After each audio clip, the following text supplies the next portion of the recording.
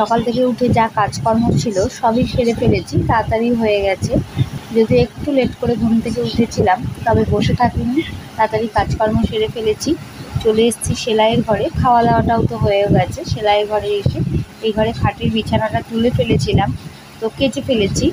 তো এখন বিছানাটা পাতবো, তার আগে জানলাগুলো সব দিয়ে দিলাম, কারণ বাইরে প্রচণ্ড রোদ উঠেছে, তাপগুলো ঘরে আসছে।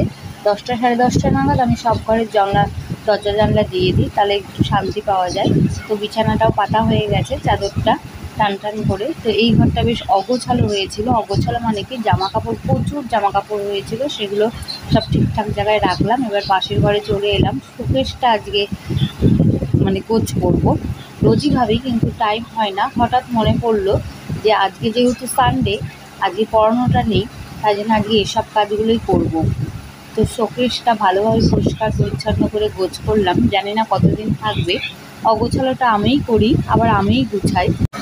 2 ঘরের জামা কাপড় সব গোছ হয়ে গেছে। তো এখন বারান্দায় চলে এলাম, কিন্তু বারান্দায় আর দাঁড়াতে পারছি না। বারান্দায় এত রোদের তাপ যে মনে হচ্ছে ঘরে ঢুকে একটু শুয়ে থাকি। প্রচণ্ড রোদ উঠেছে আজকে, আর প্রচণ্ড গরম, মনে হচ্ছে 43-44 ডিগ্রি তো আজকে হবেই, তার থেকে বেশি তো কম না। তো এখন সেলাই করতে বসবো ভাবছি, যদিও মেশিনে বসবো না, আজকে হাতেই করবো। তো ভাবছি বারান্দায় বসবো না ঘরে বসবো। তো যাই হোক, আমার সেলাই হয়ে গেছে। এটা বেশ কিছুক্ষণ পরে ভিডিওটা আবার তোমাদের দেখাচ্ছি। তো বসেই আছি, মা আসবে এখনই মনে হচ্ছে, মা আসার টাইম হয়ে গেছে ও বাড়ির থেকে। বলতে না বলতেই মা এসে হাজির ও বাড়ির থেকে। এই দেখো মা চলে এসছে। এবার আমি বেরোবো, কারণ আমি অপেক্ষা করছিলাম মা কতক্ষণে আসবে। তো পাড়ার মধ্যেই যাব একটা বাড়িতে, একটা খুব দরকার আছে, তাই জন্যে যাব। বাবা আছে, বাবা ও ঘরে ঘুমিয়ে পড়েছে। এত রোদে বেরোতে ইচ্ছা করছে না, তবু আমাকে যেতেই হবে।